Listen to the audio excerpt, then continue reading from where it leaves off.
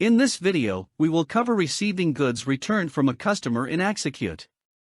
To receive an item returned by a customer, at the homepage, click on the Incoming button. Select CO Return. At the Customer Order Return page, select the receiving warehouse. Click on the Search button to select the customer order of the item. By entering keyword that return relevant search result, the list of the orders can be narrowed down. Click on the Next button to proceed. On the next screen, Axacute will display all the customer order lines that have already been shipped to the customer. You can then proceed to select the corresponding line that the customer has returned.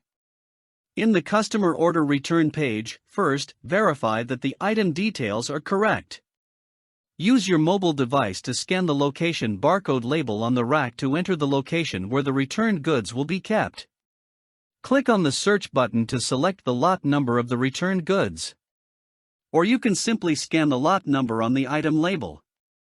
Note that you can only select the lots that have been shipped, and you are not allowed to create a new lot for the returned goods. Enter the quantity of return in the correct unit of measure, and then specify a reason code for the return. A success message will be prompted after the receiving is completed. Thank you for watching this video.